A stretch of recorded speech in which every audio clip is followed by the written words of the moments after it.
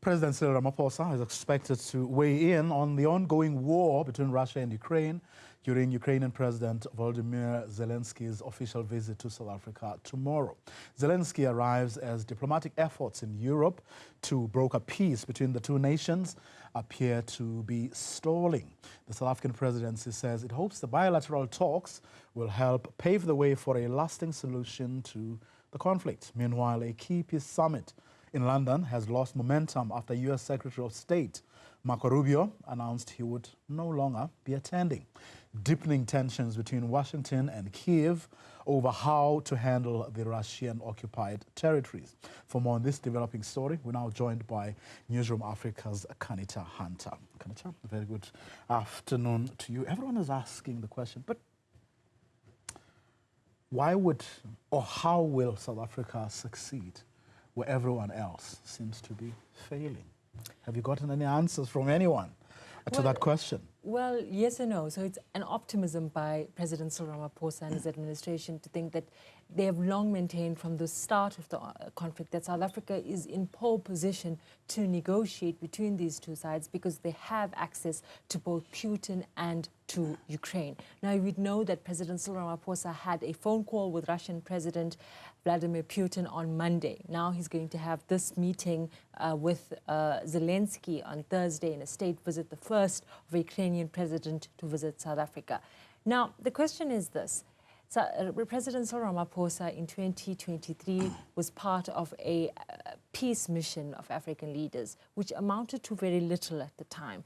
But many, close to the president says that that was an important meeting to sort of lay the groundwork for a visit like this that could actually yield some results. So the question is, what is going to be on the agenda?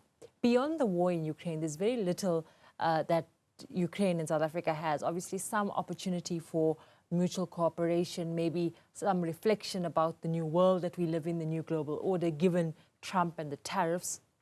And then obviously some opportunity for trade. But the main focus is going to be on the peace talks. But then, I mean, I know that the spokesperson and advisor to the president, Vincent Magwenya, did say this, that he has both presidents' ear. He's got Zelensky's ear, but also has President Putin's, ear. But do other people outside of the presidency and the South African government share that view? Absolutely not. Particularly what we're seeing in Europe over the last week or so. There's been a series of meetings. France has tried.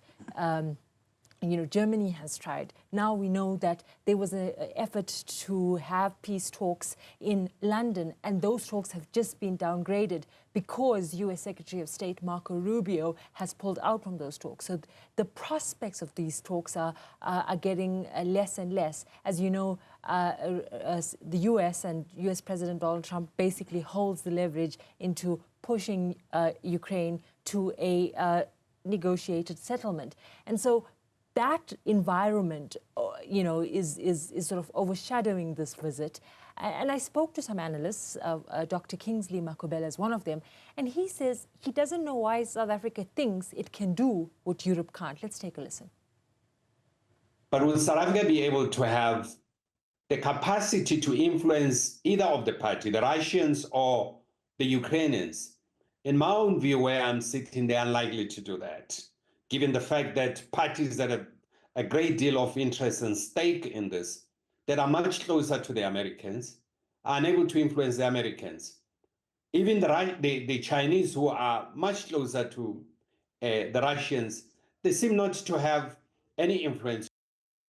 Analysts are saying, Bravio, that there is a concern for South Africa to be pulled between a proxy fight. You know that EU is trying to, gain control over these negotiations while the US seems to be holding the cards. So is South Africa going to be pulled between these two global superpowers as it tries to play some role in finding peace? And so the question is, tomorrow when we go into the union buildings and we listen to what these two heads of state say to us, the question is, are these a real effort at contributing to a meaningful peace process, or is it just sort of a, public or just another talks about talks? All they say in politics, never say never. But of course, we will see what transpires tomorrow or after tomorrow.